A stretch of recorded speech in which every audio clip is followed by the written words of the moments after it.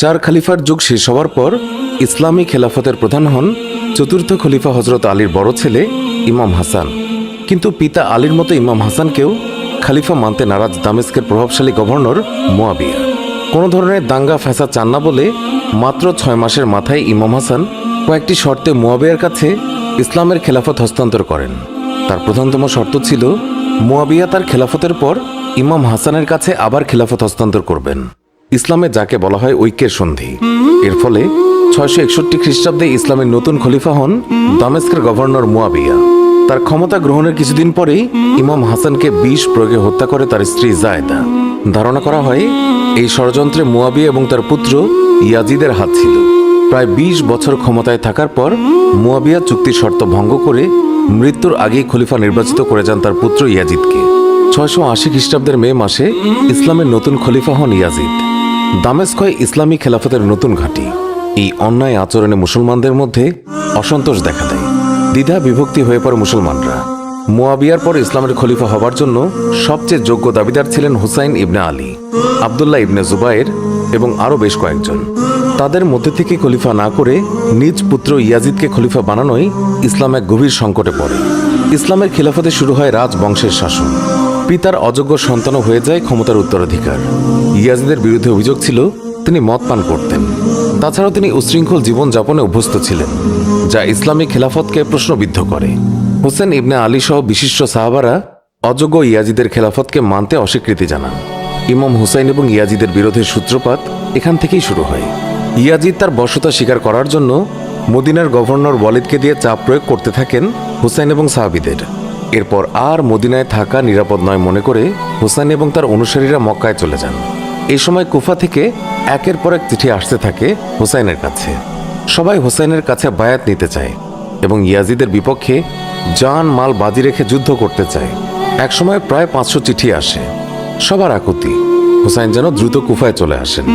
পরিস্থিতি সরেজমিনে দেখতে চাচাতো ভাই মুসলিম ইবনে আকিলকে কুফায় পাঠান হুসাইন।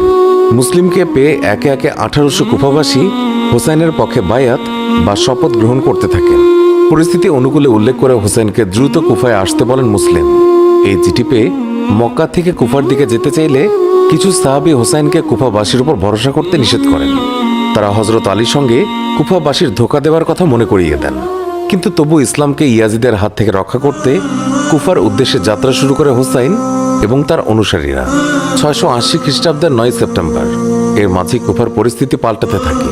ইয়াজিদ নুমানকে বরখাস্ত করে উবাইদুল্লাহ ইবনে জিয়াদকে কুফার নতুন গভর্নর নিয়োগ করেন। বর্বর উবাইদুল্লাহ দ্রুত তার বাহিনী দিয়ে মুসলমানদের ভয়ভীতি দেখিয়ে সবকিছু তার অনুকূলে নিয়ে আসে।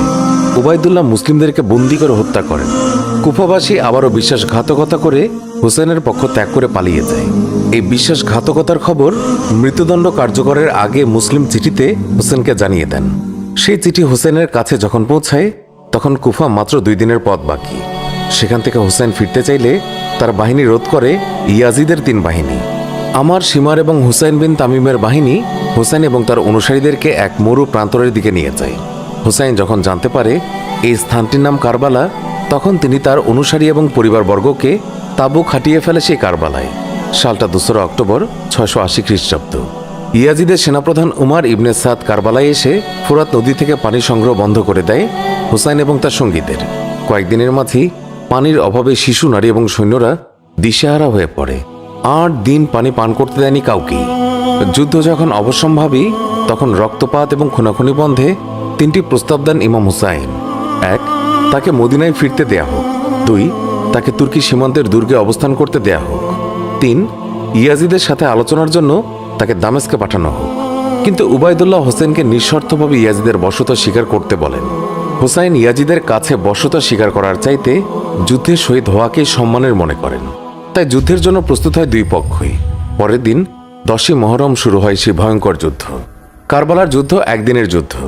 আগের রাতে অনুসারীদের সাথে একটি ভাষণে হুসাইন জানান যে কেউ চাইলে তার দল ত্যাগ করে চলে যেতে পারে, কিন্তু তার সঙ্গীরা কেউ তাকে ত্যাগ করলেন না। ইমাম হুসাইনের সঙ্গে যুদ্ধে জীবন বাজি রাখলেন সবাই। আর পুরো রাত আল্লাহর ইবাদতে মশগুল থেকে সকালে যুদ্ধের জন্য প্রস্তুত হলো ইসলামের শ্রেষ্ঠ যোদ্ধারা।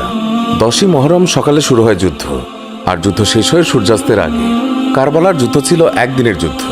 হুসাইন তার 2 সেনাপতি নিয়োগ করেন 2 দিকে, আর তাঁবু সামলানোর দায়িত্ব দেন ভাই আব্বাসকে। 32টি ঘোড়া আর 40 জন পদাতিক সৈন্য ছিল হোসাইনের বাহিনীতে, আর ইয়াজিদের কাছে প্রায় 30,000 সৈন্য। শুরু হয় একক যুদ্ধ।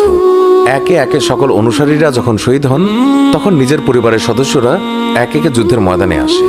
হোসাইনের ছেলে আলী আকবর একক যুদ্ধে পরাস্ত হবার আগে কাঁপিয়ে দেন ইয়াজিদের বাহিনীকে, আর ইমাম হাসানের ছেলে কাশিম বীরের মতো যুদ্ধ করে প্রথম শহীদ হন। পানির অভাবে নারী পুরুষ শিশুরা পিপাসায় আর্তনাদ করতে থাকে।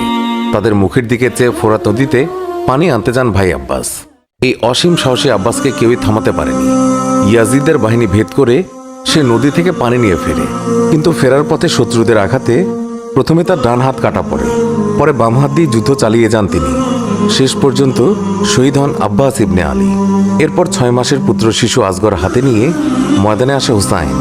জালিমদের দিকে প্রশ্ন ছুড়ে দেয় কেন তারা যুদ্ধ করছে। আসগরকে উঁচুতে তুলে ধরে জিজ্ঞাসা করেন কি অপরাধ এই শিশুর। এমন সময় একটি তীর এসে রক্তাক্ত করে দেয় শিশু আসগরের দেহ। পিতার হাতেই শহীদ হন 6 মাসের শিশু আসগর। অসুস্থ পুত্র জয়নাল ছাড়া বাকি সব পুরুষ নিহত হলে একাই যুদ্ধের জন্য প্রস্তুত হন ইমাম হুসাইন। বিদায় মুহূর্তে বোন জয়নাব, মেয়ে সখিনার কান্না আর পিতা হোসেনের বেদনায় ভারী হয়ে ওঠে পুরো কারবালার ময়দান। শুরু হয় হোসাইনের যুদ্ধ। অকুতভয় বীরের মতো যুদ্ধ করে একের পর এক সৈন্যকে পরাজিত করতে থাকে মহানবীর আদরের নাতি। হোসাইন যখন অপ্রতিরোধ্য হয়ে ইয়াজিদের বাহিনীকে পরাজিত করে সামনে এগোতে থাকে, ঠিক তখনই একের পর এক তীর এসে বিদ্ধ করতে থাকে তার ঘোড়ার শরীর। একটি তীর হোসাইনের উরুতে এসে লাগে। হোসাইন মাটিতে পড়ে যান। এরপর আরও শক্তি এবং সাহসের সঙ্গে যুদ্ধ চালিয়ে যান হোসাইন। যেন এক আল্লাহ ছাড়া কারো কাছে মাথা নত করতে জানে না মুসলমানরা। সে জীবনকে তুচ্ছ মনে করে, অন্যায়ের সাথে আপোষ করার চাইতে। একের পর এক তীর এসে বিঁধে যাচ্ছিল হুসাইনের শরীরে। সেই সময় হঠাৎ কয়েকটি তীর এসে বিঁধে যায় ইমামের কলিজায়। হুসাইন মাটিতে লুটিয়ে পড়ে। ইয়াজিদের বাহিনী এসে ঘিরে ধরে হুসাইনকে, তবে তাকে আঘাত করার কেউই সাহস পাচ্ছিলেন না। তারা কেউই চাচ্ছিলেন না হযরত মুহাম্মদ সাল্লাল্লাহু আলাইহি ওয়াসাল্লামের প্রিয় এই নাতি হুসাইনকে আঘাত করে নিজের হাতকে রক্তাক্ত করতে। এরই মাঝে প্রথম এসে হুসাইনকে আঘাত করে শিমার বিন জুল জওশান। তার গলায় নির্দয়ভাবে ছুরি চালিয়ে মস্তক কেটে ধরকে আলাদা করে ফেলে শিমার। এরপর সে মৃতদেহের উপর চালানো হয় ভয়ঙ্কর রকমের নৃশংসতা। হুসাইনের শরীরে 33টি বর্ষা ও 34টি তরবারির দাগ পাওয়া যায়। 54 বছর বয়সে কারবালায় শহীদ হন ইসলামের সর্বশ্রেষ্ঠ যোদ্ধা ইমাম হুসাইন আলাইহিস সালাম। হুসাইনের কাটা মস্তকে বর্ষায় গেঁথে ইয়াজিদের কাছে পাঠানো হয়। এই ভয়ঙ্কর বিভৎসতায় ইয়াজিদের বুকও কেঁপে ওঠে। কাটা মাথা ফেরত পাঠালে কারবালায় দাফন করা হয় ইমাম হুসাইনকে। শিশু ও নারীদেরকে দামেস্কে বন্দী করে পাঠানো হয়। তাঁবুতে আগুন ধরিয়ে দেয়া হয়। সে যুদ্ধে ইয়াজিদের 88 সৈন্য নিহত হয়, আর হোসেনের পক্ষের একমাত্র জয়নাল ছাড়া মোট 72 জনই শহীদ হন। ইমাম হোসেনের এমন নৃশংস হত্যার প্রতিবাদে চারিদিকে বিদ্রোহের আগুন দেখা যায়। মাত্র 3 বছরের মাথায় ইয়াজিদ এক বিরল রোগে আক্রান্ত হয়ে মারা যান এবং তার সঙ্গীদেরকে হত্যা করা হয়। ইসলামের এক বেদনার অধ্যায়। কারবালার প্রান্তরে ইমাম হুসাইন এবং তার সঙ্গীদের আত্মত্যাগ এক গভীর এবং সুদূর প্রসারী প্রভাব ফেলে মুসলিমদের মনে।